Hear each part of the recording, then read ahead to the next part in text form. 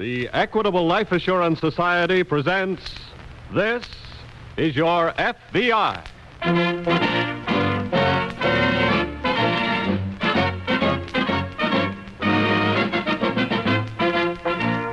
This is Your FBI, an official broadcast from the files of the Federal Bureau of Investigation, presented as a public service by the Equitable Life Assurance Society of the United States and the Equitable Society's representative in your community.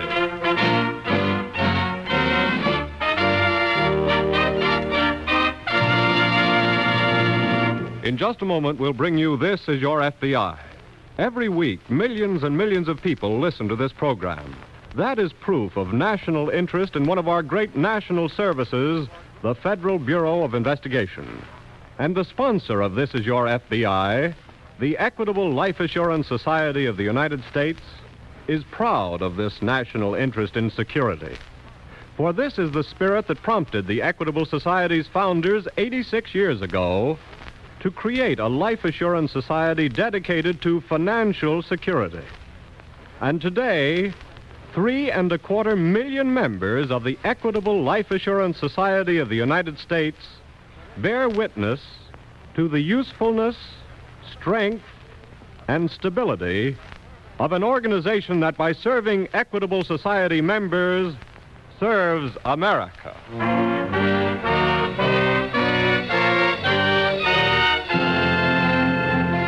Tonight's FBI file, the Swampland Kidnapping.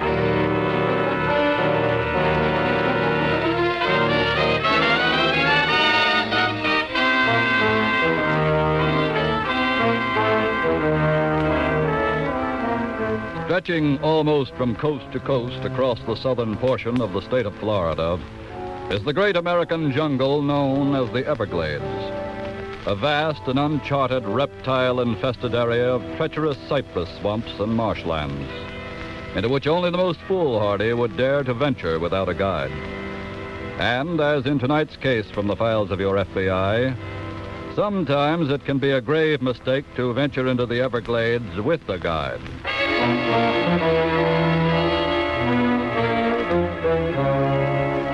A few miles inland from the Gulf Coast and reached by a crooked chain of stagnant swamp lakes is the ramshackle cabin of Tom Blanton and his wife, Bess. But little sunlight manages to penetrate the patchwork canopy of intertwining cypress trees is fading rapidly now as Blanton makes his way along a footpath between bogs up to the cabin by the back way.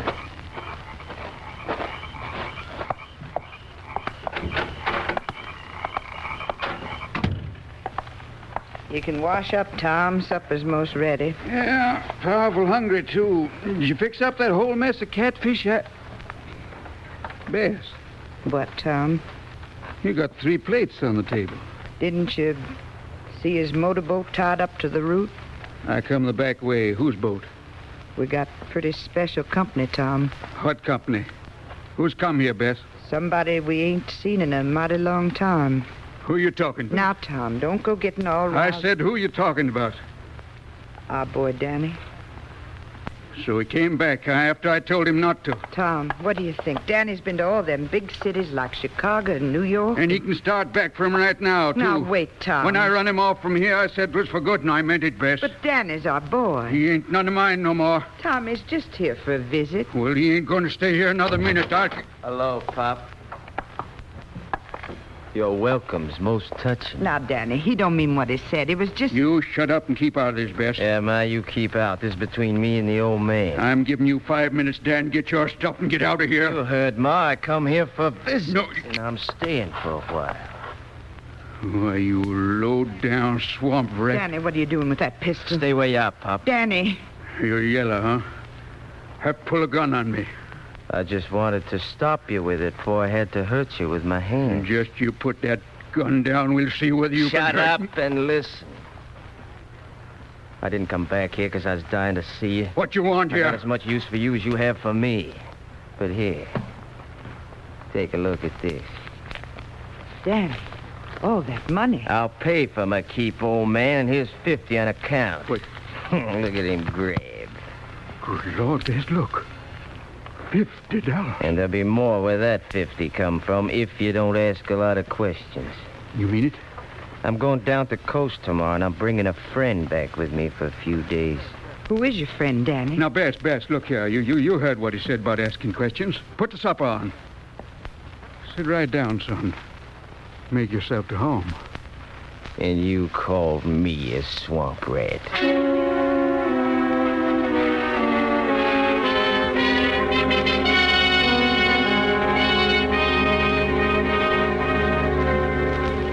Shortly after dawn, 2 mornings later, the well-to-do James J. Fillmore stepped into the small motorboat he had chartered for a day of deep fishing in the Gulf. But instead of the craft putting out into the Gulf, it cruised alongshore for a few minutes, then suddenly turned into a stream leading back into the swamp country.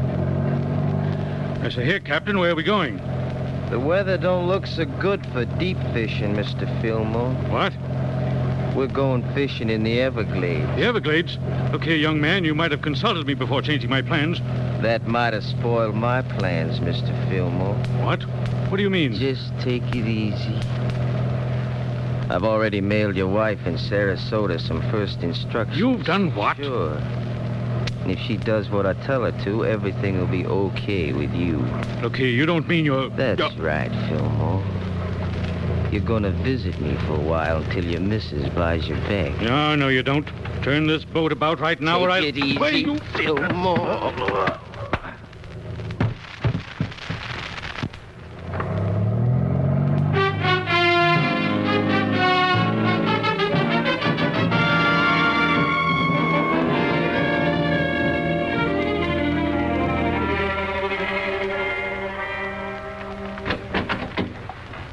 Mrs. Fillmore, Yes? we're special agents of the FBI. Oh, yes. Please come in.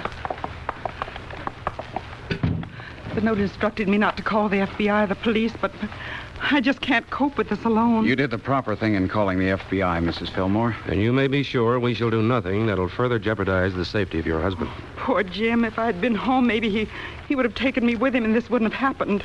You were not at home when your husband left? No, I had been up in Tampa for a few days visiting friends. When did you return? Just last night, I found the note from him saying that he'd gone away on a hurried business trip. Did the note say where he was going? No, it didn't. Do you have any idea where he might have gone? No. We come down here every winter, and after a few weeks, Jim gets a little restless and goes to call on some of the people with whom he does business. I see. Well, may we have the note, please? Yes, here you are. Thank you. Look, Grant. Sarasota postmark, mailed right here in the city. Yeah. 6:30 p.m. yesterday. And Mr. Fillmore left home yesterday, so the abduction could have taken place right in this vicinity. Not necessarily. Kidnapping could have taken place in Palm Beach or wherever it was Fillmore went. In which case, the kidnapper came back here and mailed the letter? That would certainly be safer for the kidnapper than mailing it from his actual point of operations. What does it say? Your husband's plans have been changed, but do as you are told and he'll be okay. But don't say what I'm to do. Don't call the police or the FBI. Don't get excited. Stay at home. You'll receive further instructions later. Well, what's the first move, Grant? We'll check the note for fingerprints and possible identification. Let's go.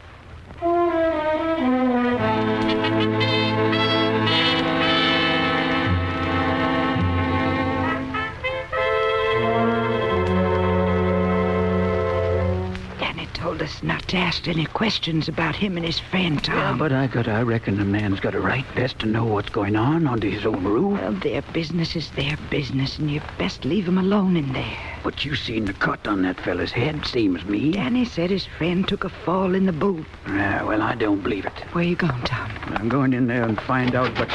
Going somewhere, Pop? Look here, Dan. I want Shut to up know what... and sit down. Where's that box of writing paper I hid? Let me see now. Here it is, Danny. Okay. My friend wants to write a letter. Look here, Dan. I said want... shut up. If you want any more dough instead of a dose of lead, you'll stay shut up, okay?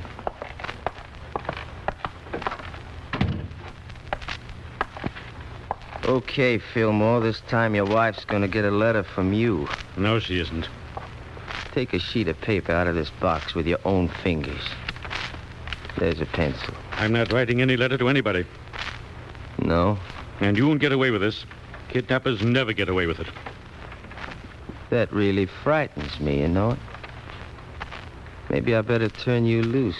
If you're smart, you will. Okay, Mr. Fillmore, I'll turn you loose. All right, you're joking with me, but No, I'm just on the the same. level. You can go. But you'll have to get out of the big cypress swamp all by yourself. And on foot. If I thought you meant I that... said I was on the level. But remember this. I don't know of nobody who ever got out without a guide. No? No. The swamp's full of rattlesnakes, cottonmouth moccasins, alligators. We even got lions in there, Mr. Fillmore. If one of them don't get you, the wrong step will. What do you mean? Sometimes it looks innocent, just like any other piece of ground, till you step on it. Then it's got you for keeps. You mean that... Yeah, the bog. You start going down, see? And you start yelling and screaming for help, and all the time it keeps sucking you down, down, down. You yell, you scream louder and louder and louder, and then all of a sudden... it's quiet again. You're sunk out of sight. But maybe you can beat the swamp, Mr. Fillmore. There's a door. You want to try it? No. No, of course not. I haven't got a chance. Okay, then my services as a guide are going to cost you $50,000. So pick up that pencil and start writing what I tell you.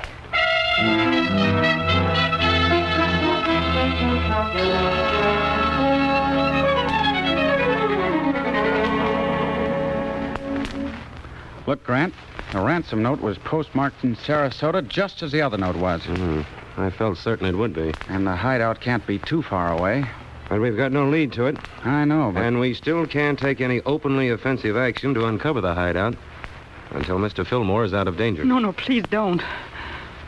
Are you positive, Mrs. Fillmore, that this note was written by your husband? Yes, it was. I'm positive. And he's pretty certain to be safe so far. But what are we going to do about the ransom? Well, my advice is to follow the instructions in the note in every detail. You mean... There's still time for you to draw the money out of the bank. Yes. Then we'll have it in your mailbox down at the road by 10 o'clock tonight, as instructed.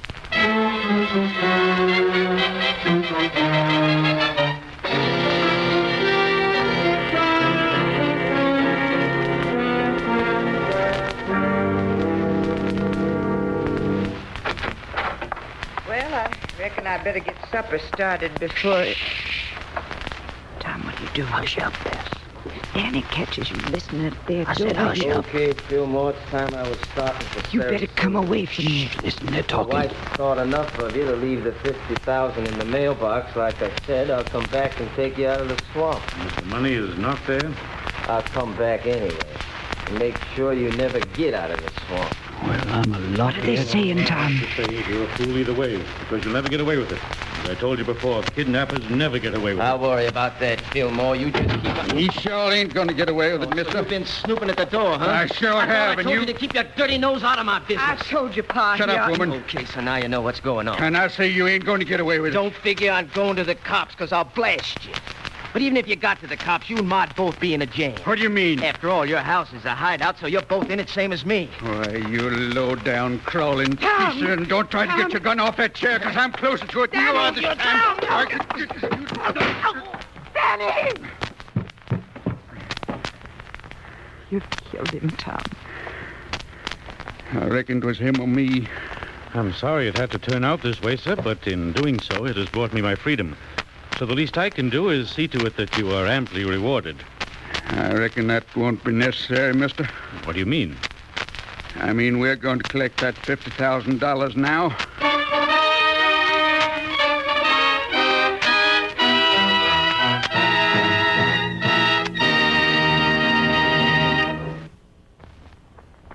In New England today, April 19th is Patriots' Day. Before returning to the case on the Swampland kidnapping, let me tell you what Patriots' Day should mean to Americans. This week at the Equitable Society, 4 famous lines from Emerson kept running through my mind. Lines written about something that happened on the 19th of April, 1775. The Battle of Lexington. the day right after Paul Revere's ride. By the rude bridge that arched the flood, their flag to April's breeze unfurled.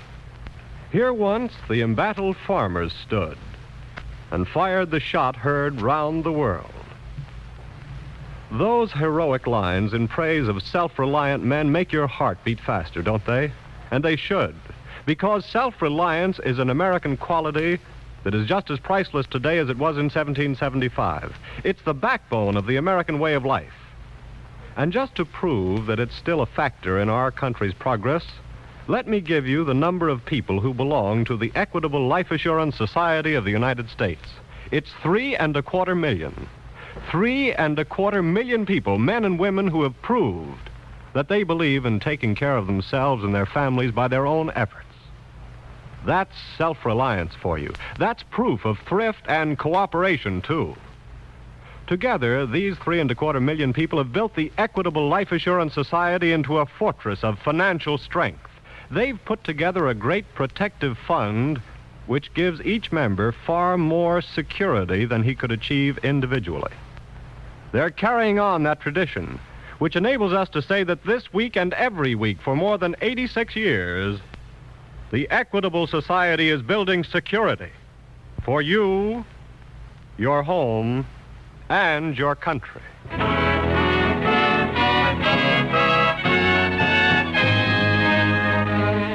And now back to the FBI file, the Swampland Kidnapping.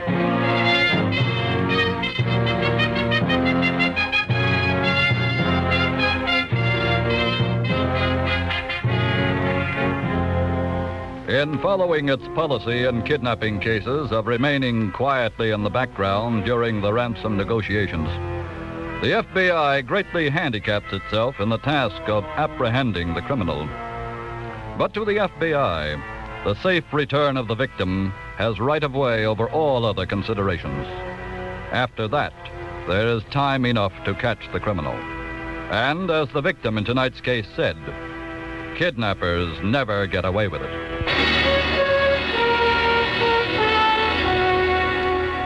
Several hours have passed now since Tom Blanton shot down his son Dan during their fight in the Blanton cabin deep in the Big Cypress Swamp, where the kidnapped victim, James Fillmore, is being held. Just outside of Sarasota, the old house on the Fillmore estate is dark and seems deserted. But at a front window, 3 figures keep silent and constant vigil. The only sounds the rustle of the night breeze through the palm trees and the roll of the surf 100 yards away. Can you see the dial on your watch, Grant? 2 minutes of 10. 2 minutes to go. He will come at 10, like he said, won't he? The note said only to have the money in the mailbox at the road by 10. But surely that means he planned to pick it up at that time. Well, we can only wait and see. But what if he doesn't come for the money? This crime's been committed for money, Mrs. Fillmore. I'm confident somebody will come for it. If they don't make it by 10, Grant, how much time? Listen. What was it? Thought I heard. Wait a minute. It's a car. Oh, thank heaven. Don't any of us make a move now. Watch. Must be pulling up to the mailbox now. I wish there were a moon. Somebody's getting out. Yeah. Can't tell anything about him from here, though. Just a shadow. Listen. He's opening the mailbox. Well, what are you young men waiting for? What do you mean? Aren't you going out there and catch him? Oh, no. What do you mean you're going to let him get away?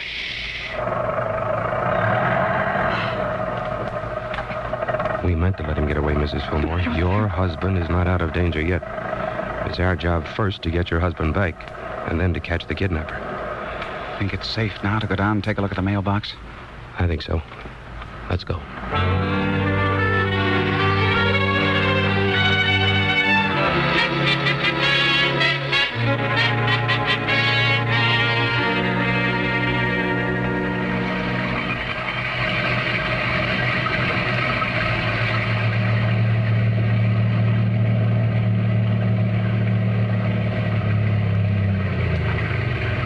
Hurry and tie up, Tom. Did you get it, Bess? Was it there? Sure, I got it.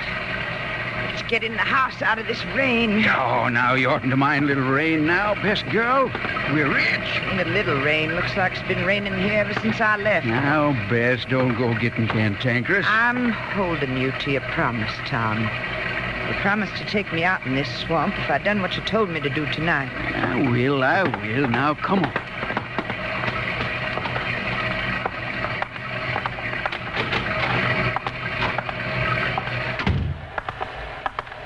Well, I trust your mission was successful, sir. Sure thing.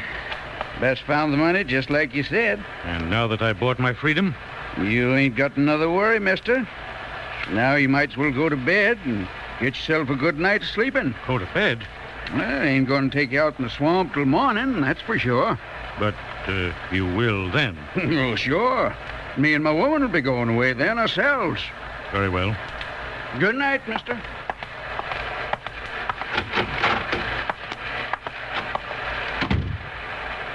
I was just thinking, Tom. Eh? About what? I'd like to turn him loose same as you, but tain't safe. What you mean? He knows who we are now, and he'll tell the police all about us. And no matter where we go, they'll be looking for us. Yeah. Sure, you're right, Bess. We can't let him go. But what are we going to do with him? Don't you worry now. I'll figure that out come morning. And I think I got an idea already.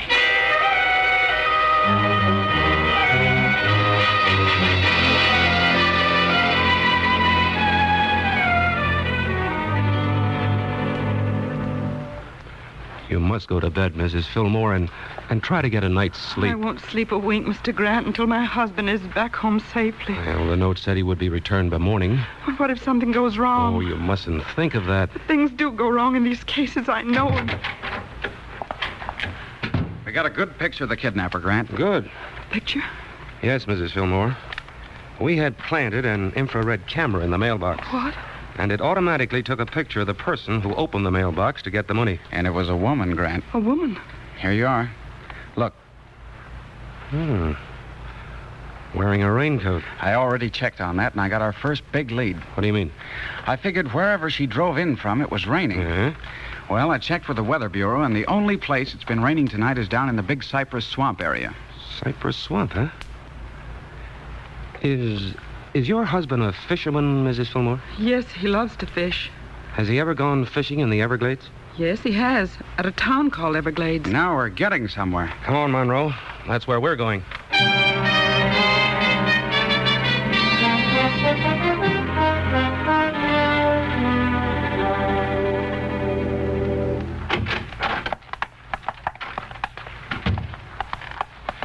Are you the innkeeper? Yes, sir. We're special agents of the FBI. What can I do for you? Do you know a Mr. James J. Fillmore? Why, yes. He come down here a couple of days ago for a little fishing. But you haven't seen him since? No, sir. Something wrong? Whose boat did he charter? Well, now you got me there. I know the regular charter boats was all busy. Must have made a deal with one of the private boats. Would you know which one? Let me see, Couldn't have been Charlie Bates. He just sold his little outfit a couple of days ago. Who bought it? I think he said he sold it to Dan Blanton. He's been away a long time, Dan has. Just come back a couple of days ago. Where does Blanton live? Why, his folks got a cabin back in the swamps a few miles. Maybe they know. Could we get there tonight? Couldn't possibly start for daylight. Even then, you need a guide, I see. Do you recognize the woman in this picture? Here, let me see some. Why, sure. That's old Tom Blanton's wife, Bess. Why? You rustle us up a boat and a guide, and you'll find out why. We hope.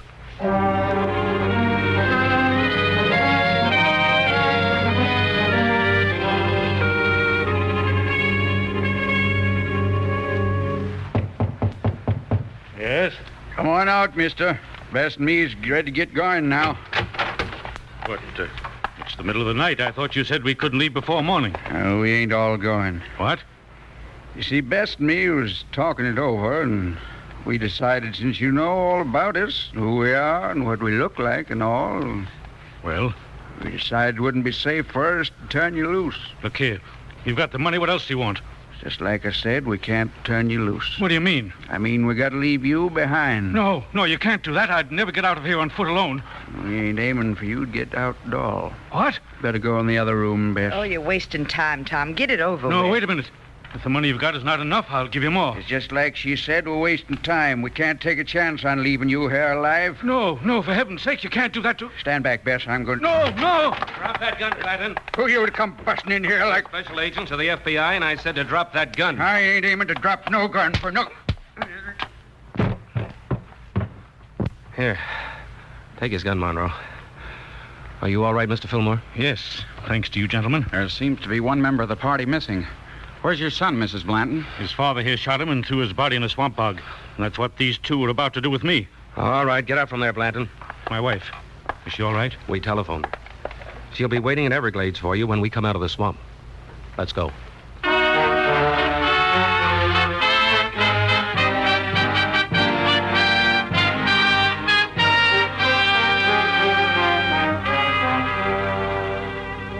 After having been tried for the murder of their son, Thomas Blanton and his wife Bess were both convicted and sentenced to die in the electric chair. There have been some abduction cases, such as the one you have just heard, in which the criminals were afraid to release their victims because of the information they could furnish the FBI or the police. The stupidity of this reasoning should be obvious. To add murder to the crime of abduction is to furnish one more indelible clue, which serves only to shorten the criminal's road to inevitable justice.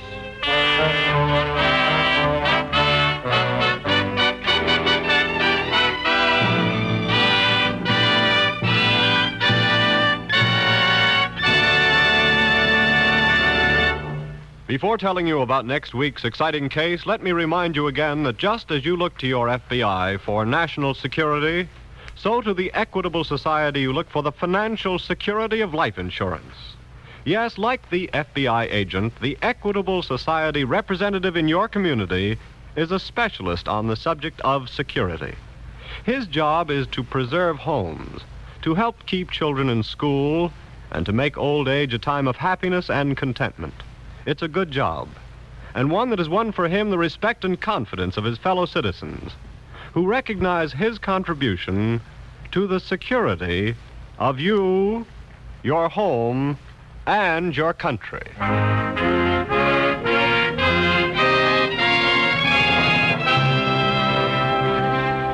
Next week, we will bring you another colorful story from the files of the Federal Bureau of Investigation.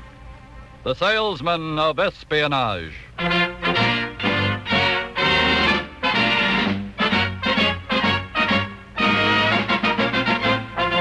The incidents used in tonight's Equitable Life Assurance Society's broadcast are adapted from the files of the Federal Bureau of Investigation. However, all names used are fictitious, and any similarity thereof to the names of persons living or dead is accidental. Tonight's broadcast was directed by William M. Sweets. The music was under the direction of Frederick Steiner, the author was Frank Ferries, and your narrator was Dean Carlton. This is Your FBI is a Jerry Devine production. Now, this is Carl Frank speaking for the Equitable Life Assurance Society of the United States and the Equitable Society's representative in your community, and inviting you to tune in again next week at this same time when the Equitable Life Assurance Society of the United States will bring you another colorful story from the files of the Federal Bureau of Investigation, the Salesman of Espionage. On This is Your FBI.